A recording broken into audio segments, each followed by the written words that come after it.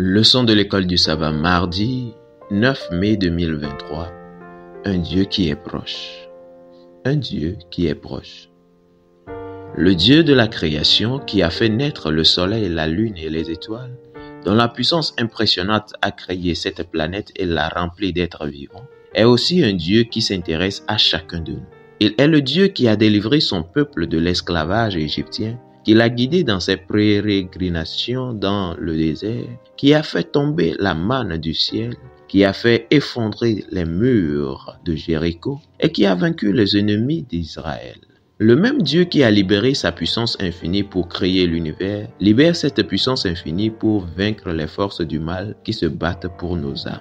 Lisons 2 Corinthiens chapitre 5, le verset 17. Là, il est écrit: « Si quelqu'un est en Christ, il est une nouvelle créature. Les choses anciennes sont passées, voici toutes choses sont devenues nouvelles. » Amen. Psaume 139, le verset 15 à 18, là il est écrit: « Mon corps n'était point caché devant toi lorsque j'ai été fait dans un lieu secret, tissé dans les profondeurs de la terre. Quand je n'étais qu'une masse informe, tes yeux me voyaient, et sur ton livre étaient tous inscrits les jours qui m'étaient destinés avant qu'aucun d'eux existât.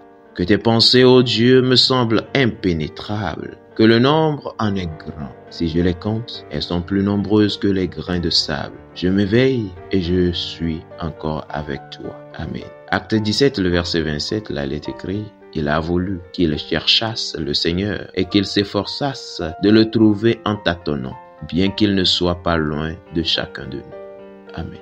Colossiens 1, le verset 17, là il est écrit: « Il est avant toute chose et toute chose subsiste en lui. » Amen. Que nous apprennent ces versets sur la proximité de Dieu. Les théologiens parlent de la transcendance de Dieu. C'est l'idée que Dieu règne sur toute la création. Mais ils parlent aussi de l'immanence de Dieu. C'est l'idée que Dieu existe aussi, d'une manière ou d'une autre, dans notre monde, et comme le montre l'histoire biblique, qu'il y est impliqué de manière complexe et intime.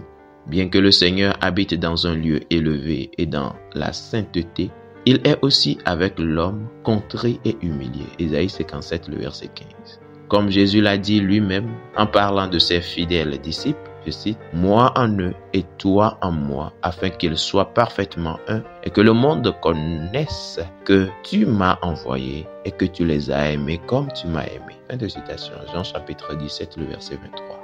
Il n'y a pas plus intime et plus proche que cela. La grande nouvelle concernant notre Dieu est que sa grandeur et sa puissance sont si vastes qu'elles s'étendent à travers le cosmos et dans chacune de nos vies. Il promet de nous refaire, de nous façonner, de nous transformer à sa ressemblance et à son image. Réfléchissez à ce que cela signifie. Le Dieu qui a créé et qui fait vivre des milliards de galaxies est le même Dieu en qui nous avons la vie, le mouvement et l'être. Acte 17, verset 28. Et qui œuvre aussi dans nos cœurs pour nous donner un cœur nouveau, nous purifier du péché et faire de nous de nouvelles créatures en Christ. Quelle pensée puissamment réconfortante que de réaliser que notre Dieu, un Dieu d'une telle puissance, nous aime et prend soin de nous. Comment pouvons-nous apprendre à tirer espoir et réconfort de la compréhension de l'immanence de Dieu? Cela vous effraie-t-il parce que Dieu connaît vos secrets les plus sombres? Comment l'Évangile peut-il vous apporter la paix dans ce contexte? Fidèles auditeurs et internautes, que Dieu vous garde. Amen.